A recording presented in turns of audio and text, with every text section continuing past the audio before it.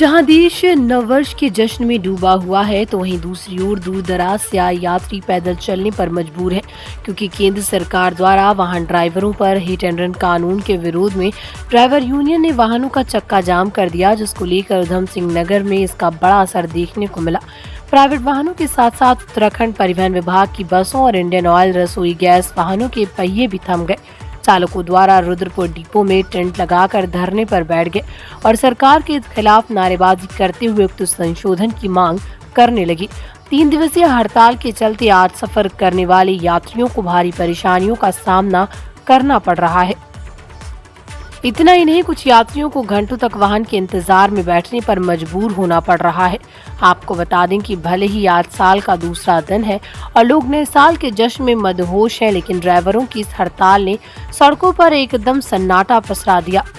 देश भर में आज चालक के केंद्र सरकार द्वारा किए गए नए कानून के विरोध में मुखर हो गए और उन्होंने 3 दिवसीय हड़ताल पर जाने का निर्णय लेते हुए वाहनों को पार्किंग कर पहियों को जाम कर दिया। इतना ही नहीं, इस बड़े वाहनों में आने वाले इंडियन ऑयल एलपीजी गैस के चालकों ने अपने बहनों को पार्किंग में लगाकर धरने पर बैठ गए। तो वहीं दूसरी ओर उत्तराखंड परिवहन विभाग के चालक भी परिवहन की बसों से को रोककर उधम सिंह नगर के मुख्यालय रुद्रपुर में टेंट लगाकर धरने पर बैठ गए। उनका कहना था कि सरकार जो कानून ला रही है वो सरासर गलत है। ड्राइवर को 10 से 15,000 रुपए महीना मिलता है, ऐसे में कोई भी ड्राइवर जानबूझकर एक्सीडेंट या दुर्घटना क्यों करेगा। मगर सरकार ने जो कानून लाया उसमें सिर्फ चालकों को ही टारगेट करते हुए कानून बनाया गया। उन्होंने कहा कि इस कानून में चालक पर 10 साल की सजा व 10 लाख रुपए जमाने का प्रावधान किया गया।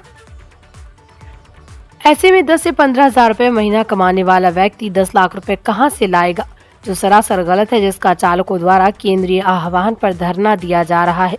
उन्होंने मांग की है कि केंद्रीय वाहनों पर 3 दिवसीय उनका ये धारणा है और सरकार को इस समय नियम संशोधन करना चाहिए। अगर सरकार द्वारा जल्द ही निर्णय नहीं लिया गया तो सभी वाहनों के चालक पहिए थाम देंगे और अनिश्चितकालीन धरने पर चले जाएंगे। आनंद सिंह, आपके द्वारा प्रदर्शन क्यों किया जा रहा है और क्या आपकी मांगे हैं? मांगे ये जो इन्होंने कानून लागू किया है मोदी जी ने कि 10 साल की सजा और 10 लाख का जुर्माना ड्राइवर पे एक्सीडेंट होने पर, अगर छोड़ के जाता है या वो लेके जाता है। अगर वो छोड़ के जाता है तो भी उसको वो मर रहा है, उसको लेके जा रहा तो पब्लिक मार रही है सही वो क्या करेगा? और वो जान के नहीं करता एक्सीडेंट। कोई भी ड्राइवर, चाहे वो कार का या बस का, ट्रक का है, कोई भी है, वो जान के नहीं मारता किसी को, ना जान के दबाता है किसी को, चींटी तक को मरने नहीं देता वो। फिर ऐसा क्यों किया जा रहा है? क्या सोच के इन्होंने कानून लगाया है? भाई 10,000 की नौकरी करने वाला तो 10 लाख कहाँ से देगा?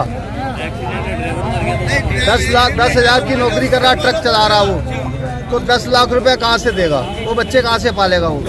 उसको तो सब तरफ से ये मार रहे हैं। लग रहा है इन्होंने गोबर खा के बैठ गए, ये तो कानून चला रहे हैं, कुछ सोच समझ नहीं रहे। पहले लॉकडाउन में मार दिया इन्होंने, फिर किसानों को मार दिया, अब ड्राइवरों पे आ गए।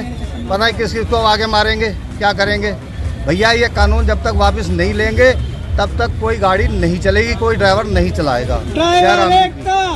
क्या आपकी मांग है? मेरी मांग ये है, जब से ये कानून लागू हुआ है, ड्राइवर जो एक्सीडेंट करेगा और एक्सीडेंट करने के बाद जो 10 साल की सज़ा और 7 लाख का जो जुर्माना ड्राइवर के ऊपर बोला गया है, तो ये कानून जो है गलत बनाया है ड्राइवर के लिए और वापस लिया जाए। और ड्राइवर 24 घंटे ड्यूटी करता है, ना तो उसके लिए कोई सुरक्षा है। और अगर एक्सीडेंट हो जाता है तो एक बाइक वाला हुआ या रिक्शा वाला हुआ या टुक टुक वाला हुआ या कार वाला हुआ, रॉन्ग साइड से निकल रहा है तो ड्राइवर को गंदे गंदे गाली देना, गरामान पकड़ के नीचे उतारना, ये हमारे लिए जाती होती है। रास्ते में दारू पी के वो घुस जाएँ गाड़ी के नीचे, एक्सीडेंट से वो मर जाएँ, तो इसका जो ड्राइवर थोड़ी भुगतेगा, ड्राइवर नहीं भुगतेगा। और अगर ये 10 साल की सज़ा अगर ये हो रही है तो कोई भी गाड़ी ड्राइवर नहीं चला पाएगा।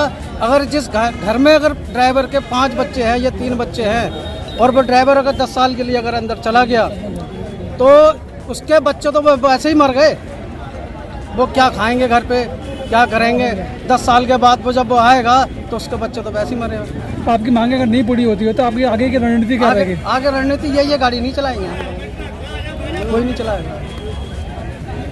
देखा जाए प्रदेश सरकार को भारी नुकसान भी पहुंच रहा है, आपका क्या कहना है सर इसमें? देखिए, पूरे उत्तराखंड में इस समय 2 से सवा करोड़ की इनकम चल रही है। ये ऑल इंडिया फेडरेशन ट्रांसपोर्ट के आह्वान पर ये चालक लोग जो कानून बनाया है नया, उसका विरोध कर रहे हैं। और हम तो चाह रहे थे कि भाई जनता को परेशानी ना हो, गंतव्य स्थान तक पहुंचा दिया जाए। जैसे हमारी यूपी की गाड़ियाँ, यूपी वाले भी जा सकते थे, हमारी गाड़ियाँ खड़ी हो गई, नहीं जा रहे हैं। लेकिन हम इसमें ज़ोर ज़बरदस्ती भी नहीं कर सकते हैं, क्योंकि ये अपने चालक ही बंधु हैं जो उसका विरोध कर रहे हैं और हमारे पास कंडक्टर अवेलेबल है, लेकिन वो नहीं जा रहे हैं। तो हम इसमें ज़्यादा कार्रवाई क्या कर सकते हैं? ज़बरदस्ती किसी को स्टीयरिंग में बैठा नहीं सकते। और जहाँ तक रहा रोडवेज का सवाल, तो इसमें लॉस तो हो ही रहा है। जैसे मान लें हमारे रुद्रपुर का ही लगा लो, 13-14 लाख पर डे चल रही थी इनकम। जब आज की डेट में कोई गाड़ी नहीं गई तो इनकम लॉस हो गई।